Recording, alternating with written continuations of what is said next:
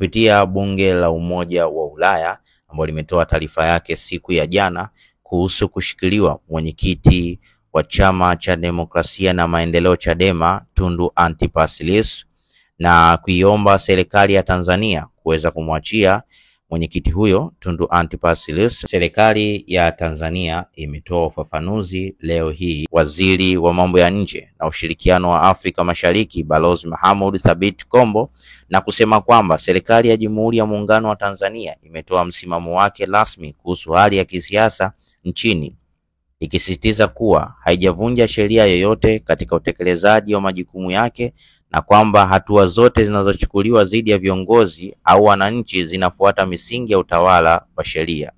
Akizungumza na wahariri wa vyombo vya habari jijini Dar es Salaam, waziri wa mambo ya nje na ushirikiano wa Afrika Mashariki Balozi Mohamed Thabit Kombo amesema kuwa serikali imekuwa wazi na inayoongozwa na sheria katika kushughulikia masuala yote yakiwemo yenye mvutano wa kisiasa.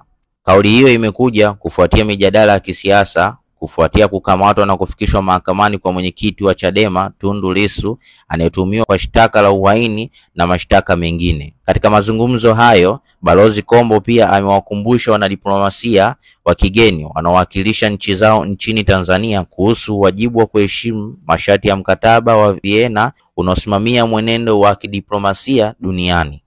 Amesisitiza kuwa hairuhusiwi kwa wanadiplomasia kufikia mahakamani bila kibali rasmi. Ni muhimu kufuata taratibu za kidiplomasia kama ilivyoainishwa katika mkataba huo wa kimataifa. Serikali imesisitiza kuwa itatekeleza wajibu wake kwa mujibu wa sheria bila upendeleo au ubaguzi, huku haki za kila raia bila kujali nafasi yake ya kijamii au kisiasa zikizingatiwa. Kauli hii ya waziri wa mambo ya nje na ushirikiano wa Afrika Mashariki Balozi Mohamed Thabit Kombo imekuja baada ya bunge la Umoja wa Ulaya kuiomba serikali ya Jamhuri ya Muungano wa Tanzania kumwachia mwenyekiti wa Chama cha Maendeleo na Demokrasia Chadema Tundu Antipas Lissu anayeshikiliwa kwa kosa la uhaini na makosa mengine. Endelea nami kupitia hapa The World News. Mimi naitwa Fabian Kisaka. Usisahau kusubscribe, kulike, kushare na kucomment kupitia hapa The World News.